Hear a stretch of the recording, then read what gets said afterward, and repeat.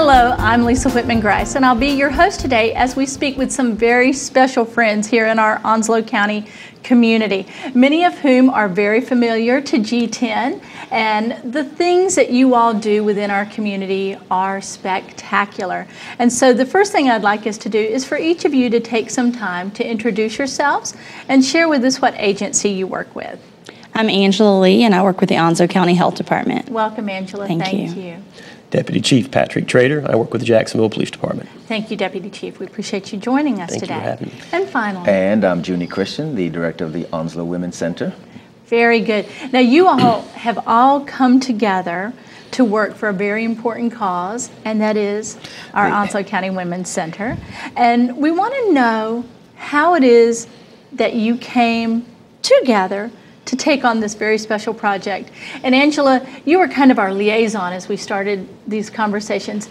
Tell us a little bit about how this project got started. Well, I'll speak on that just for a second, and then I'll turn it over to Patrick, who is our project coordinator. Patrick and myself are both members of the leadership class of 2012-2013 for the Jacksonville Onslow Chamber of Commerce leadership class. And we have a project that we are participating in, and each class every year takes on a project, and the class determines what organization, what project we'd like to kind of take on as our mission for the year. And we determined that the Women's Center would be our kind of project this year, and we're excited about that.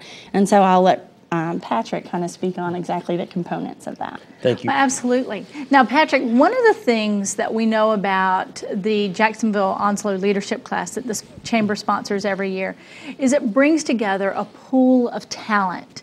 It brings together folks from county government, from city government, and also people from the business community. Talk about how important it is to have that group together. Well, I think it's very important, Lisa, in terms of what we seek to do in our community. And you can accomplish a great deal of things when you have partnerships in place. And that's what the leadership course really does. It brings together folks from different parts in our community, from the educational side, from the financial institution side, as well as many other organizations, nonprofits within our community. So we all come to the table and we get to know one another over the course of the class. We talk about things that are going on in both our professional and personal lives, so we get to really know each other. Most importantly, I think we get to know what each other resources are and how to tap into those resources. I know for myself, I have learned quite a bit since I've been in the course in terms of what's available to me as a law enforcement officer, how I can direct citizens in the city of Jacksonville to either more city resources or even county resources. There really is no county city in this type of thing. This is all of us together serving the residents of Onslow County. That is remarkable. Thank you. And I think that does, having met many of the leadership class graduates, participants, and then graduates through the years, I think that you've perfectly captured what it's all about. And you then came together and learned of Mr. Christian's organization, the Onslow County Women's Center, and you chose to adopt that as your mission project for your class. Tell us about the motivation in selecting that group. Well, I think when we got the requirements for our project, and one of the things that the class all discussed is, as most of the classes previous to us, we wanted to make an impact. We wanted to leave our mark. And so when we began to look around the community where we could do the most good, we identified the Women's Center. I know the police department, we have a unique relationship with them. We partner with them a great deal. And I spoke with Junie, reached out to Junie, and came by and took a tour of his current facility, and there were a number of things that he needed. And so we decided to adopt the Women's Center as our project and to do some renovations to make things better. Our class's thinking behind this was when you have a young lady or a woman that has left a very violent situation, it's very traumatic, especially if she has children. And then she needs to be able to come to an environment that is warm, that is comfortable, that she can feel at home as best she can for her during her time there. And so when we began to look at the different, the facility that Junie has, we saw a lot of areas that we could really do improvements and really make that warm and comfortable environment so that while the young lady and her children are there, they can feel as home as much as they can. Very good. Now, Junie, you've been now with the Onslow Women's Center just about a year? A little over a year. And when the leadership class members came to you and said, we would like to take your organization on, this project on as our mission for the year, what was your response? Well, there are not too many people that I know of that hit the jackpot or win the lottery for over $350 million and can say, but we thought we had hit the lottery. It was a spectacular gesture on behalf of this particular leadership class, and it just fit right into what we needed. We were in dire straits. The place of the safety net for the community was falling into some real disrepair, and we needed someone to rescue us, and the leadership class came through big time, and it was, like I said, it was like winning the lottery. We hit the jackpot this year. That is wonderful, and I know that so much of what you all feel, you work in the community, Angela, at the County Health Department and Deputy Chief with the city, so much of what you see, you both feel such compassion for what's going on in our community. And then to find a partner in that, Junie, I'm sure was inspiring. It's very inspiring. The police department does, and law enforcement does so much behind the scenes on behalf of domestic violence that they know us. They are like family to us, and so it was an easy transition, I believe, for them to state our case or plead our case to the larger leadership class and convince them that we would be a good fit. But just on the pure economics of it, this leadership class has saved us just already thousands of dollars in renovations, and they are impacting. Their footprint is being left on the shelter. You're seeing the changes that are already coming about, changes such as safety, little touches that most of us would not have thought about. This leadership class has really stepped up and said, you know what? This is our family. This is our community. We're going to make a difference. That's fantastic.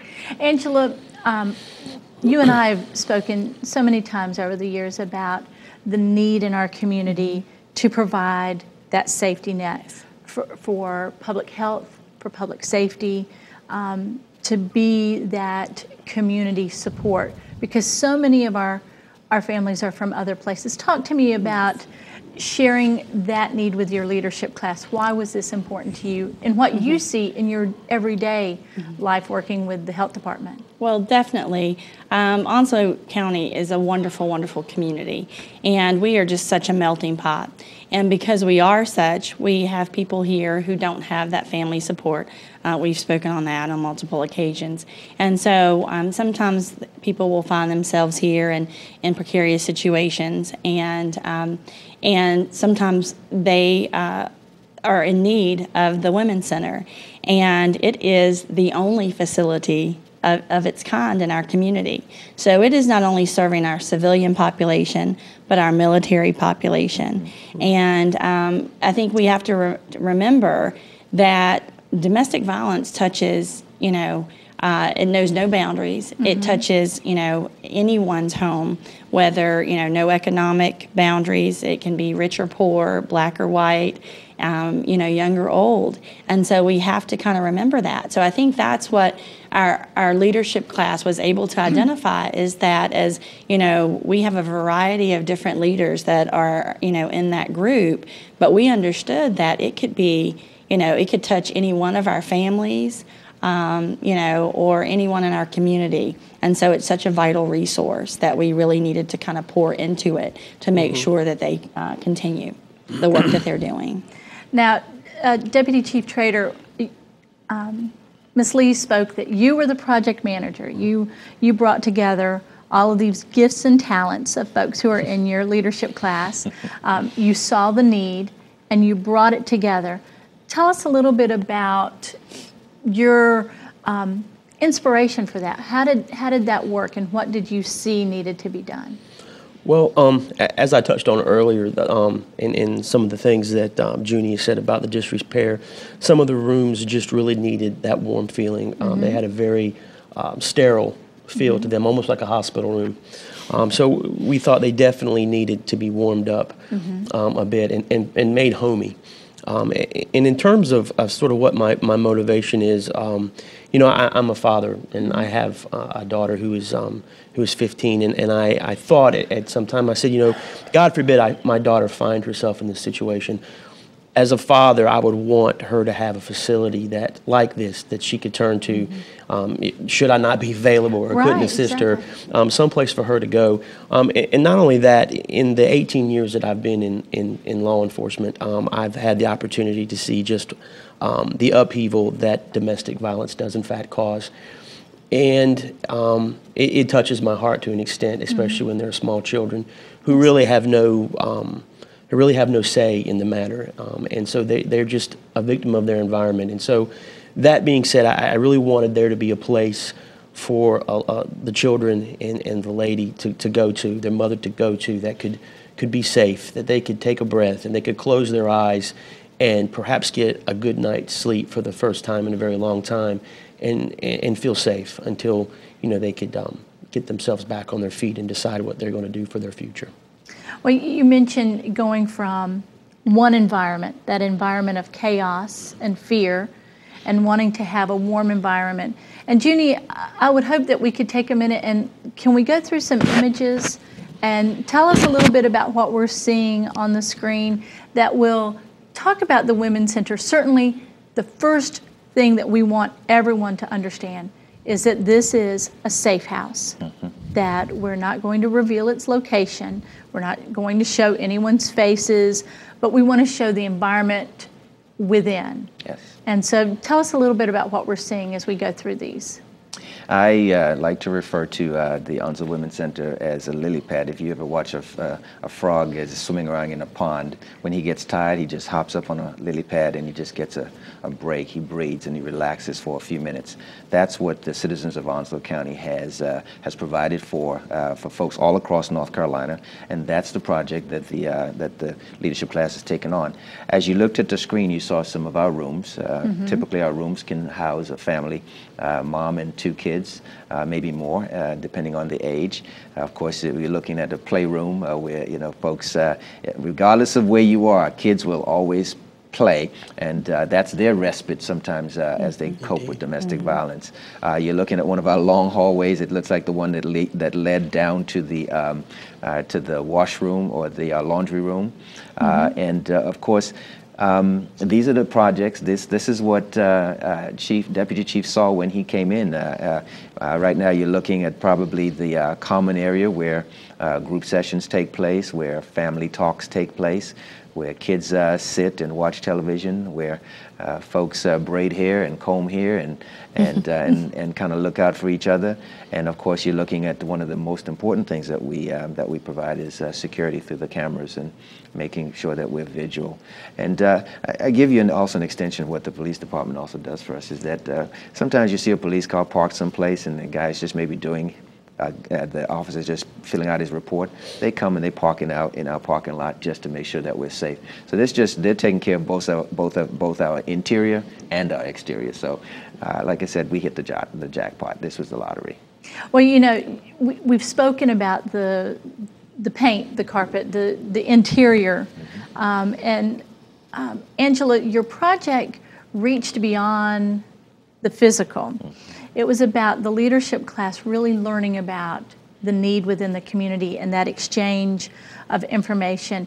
And a key component of your project is beyond what you're doing in terms of construction, but it's also about education. Yes. And share with us a little bit about what you all have learned in the course of working with Junie and the Women's Center about domestic violence and about sexual assault that you would like to share with our viewers. Well, definitely, Lisa. You know, our community, again, you know, we have a very young population, and we do have high numbers of sexual assaults and increased numbers of domestic violence occurring in our community. So not only is it important that we have a place for those women to go, and men. We do not want to act as though there are not sexual assaults and, perpetrations on men as well, but we are referring to women. And so we do want to make sure there's a safe place for them to go.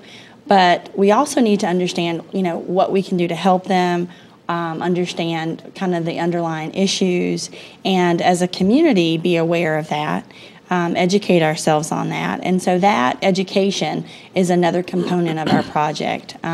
That's kind of why we are here talking with you today, and we appreciate this opportunity. But we definitely want to educate the public, continue to keep this at the forefront so that they understand that, just because, it may not be something that you're hearing about every day on the news, it does not mean that it's not occurring in your neighborhood. It doesn't mean that it's not happening.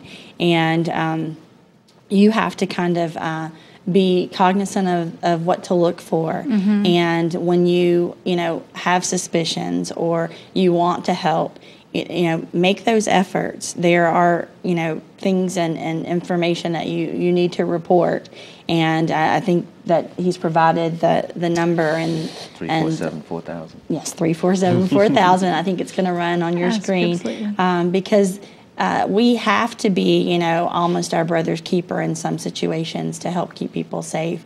And it is a community issue. And, because again, if we can help people get back on their feet, we are helping to,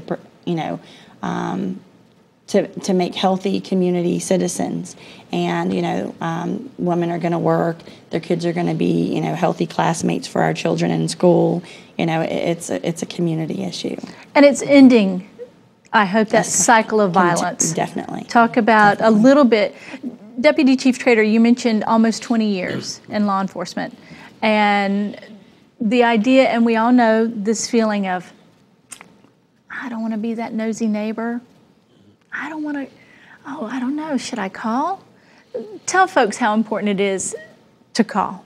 It most certainly is. And you mentioned the nosy neighbor, and they may think, well, they're going to find out I called, or there's going to be embarrassment, or so on and so forth. But I mean, domestic violence is such a big issue, and it's so dangerous. That phone call that person makes, that neighbor makes that evening, may be the difference between their neighbor surviving that domestic assault that night or not. And I always look at it this way, how would you, that's a tremendous burden to live with for the remainder of your life, that had I simply picked the phone up and made a call, my neighbor may still be here today, their children may still have their mother. So yeah, it's important to call. I mean, really. And if you call the police, 911, we don't come out and say, hey, your neighbor called and said there was this going on or that going on, or the lady across the street said, or the man down the street said. We just simply arrive and we investigate, and no mention is made of who called, what called, or anything. So please, certainly call. Now, Junie, as we talk about the center and folks calling, the neighbor calling, what of our viewers who may be the victim of domestic violence or sexual assault? We want them to understand, I know that the phrase that is oftentimes used is love does not hurt. Doesn't have to hurt. So please share with us a little bit about what the Women's Center does to let their residents who know and come stay with you, that love doesn't hurt, and that there is a community here to help them. Primarily, as you, when the call first comes in, and one of our team members answer that phone, the first thing that you're going to hear on that call is a soothing voice, someone who is going to be understanding and not be judgmental, because that is such an important part of trying to get someone to escape domestic violence. They do not want to be judged. And so you'll find somebody on the line at 347-4000 who will be calm, will be understanding, and will find a way to get you to us safely, whether we'll have the police come and pick you up, or whether you get in a cab and come and get us, whether we send you, go down the street, wait at the gas station, and we'll come and get you. And then once you get into the place, once you get into the Onslow Women's Center, there you will find that you'll come in, very minimum paperwork for the first couple of hours. He'll get you something to eat, assign a room, get your kids settled down, and just get you in a place where you can just breathe for a minute. And then after that, we'll begin the process of rebuilding, getting you whole again. We'll begin the process of figuring out whether, what's the best next step for you. Is it to get you all out of this state, whether it's to get you on your own, whether to rebuild your self-esteem, whatever it is, we will try to facilitate this process. Again, with many of the people that are currently in the Jacksonville Onslow leadership class, because lots of the folks that are in that class right now are already strong partners for us. Lisa, last year over 70 fellow North Carolinians lost their lives to domestic violence. Here in Onslow County alone, we had 5, 2 murder-suicides and 1 death. This is really, this is the part of my job that is, for me, the scariest part. Because most folks would say, oh, well, he just slapped or pushed her around a little bit. The moment that begins, the next step is the escalation. The next step is and then you have children in the home. So, God, how important it was for the visionaries of this community years ago to establish the Onslow Women's Center. And then fast forward to today, the current young visionary leaders of the Leadership Jacksonville class to now decide we want to renovate and make this place look better. It is just a fantastic partnership, one of the best communities that I can think of. But so that's who we are. That's who this community is, and I'm so happy again that I won the lottery this year. Well, I know that the Women's Shelter, the Women's Center, is one of those almost, and I don't want to say secrets, but it's not, hasn't always had its moment. And so we're so pleased that you all have taken up and are championing what they're doing. Angela, as we're closing out our segment, and the role of the leadership class and the Women's Center here in Onslow County, in terms of closing remarks, I'd like each of you to take just a moment to speak to our viewers, whether they be the victim of domestic violence, whether they be someone who is a family, a friend, a neighbor, or whether they're someone who just wants to help. What message would you give? Well, I think I would say that first off, just to kind of tie it back to the leadership class, that everybody's a leader. It's just the moment that you step up to be a leader, and sometimes it will be a situation that will cause you to do that. And if you have a friend, or you're in the situation, or you know of a situation, sometimes, we need to remember that we're mandated reporters. If there are children involved, then we need to report. But care enough to do the right thing. And if you're not sure what to do, pick up the phone, call the health department, call the Department of Social Services, call peers, call the Women's Center, call the police department, and just ask the questions, and someone else will lead you in the right direction. So don't be scared to call. Now, I pose the same question to you, Deputy Chief. What would you leave? What final words would you leave with our viewers? I think I would echo some of the same things that Angela has touched on. Definitely make that call. Make that call. Escape that situation.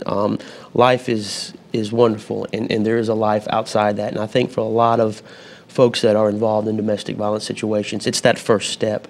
It's that, what will I do? Where will I go? How will I live? How will I survive? Well, it will be difficult at first, but when you turn the corner, life will be such a wonderful experience again for you, and it's too short to live in that type of situation. So please call, and there are plenty of resources there. Well, thank you so much. And Junie, we give you the last word. You've gotten lots of support here from this wonderful leadership class, from folks who come with lots of gifts and talents and expertise. And as you think about your needs in the future for the Women's Center. They've set the bar pretty high. How can folks help you in the future? Well, just want to say thank you to this particular leadership class again for allowing us to hit the jackpot this year, and just for the future leadership class. Gosh, are they in for a whirlwind when it happens to them? Because it's, you know, the next thing you want to do after this is go to Disneyland. But to be specific, is this kind of operation, because of its nature, we need the community support to continue. It is that kind of operation. I would love to work myself out of a job, but I don't think that's probably realistic in the very near future. So continue to support us. Support us with your prayers. Support us with your finances. Support us with just your presence. You know, sometimes someone who is in crisis just needs someone to listen. If you want to be a volunteer, you can come and volunteer with us. Right now, for this particular leadership class, if you're a business out there and you want to get some tax write-offs and those kind of things, you know, call the leadership class. Call 347-4000, and we will put you in touch with the leadership class on the things that you can provide for them. We need carpeting. We need pictures for the wall. We need bed linen. We need window dressings. We need anything that your business can support us with that will make a home look like a home. And so, again, just thank you a million to the Jacksonville Onslow leadership class. Thank you to my friend Angela, and thank you to my new friend Deputy Chief Patrick, and thank you to my community that has been so tremendously supportive. And I thank you on behalf of our board of directors, Terry Campbell, our chair, and Chief, the man of the year, our deputy chair. And so just thank you all for your support to the Onslow Women's Center. Well, we appreciate what each and every one of you do for our community and bring to the community. And I just want to thank you for being here with us today and helping us share this important message. Thank you, Lisa. Thank you.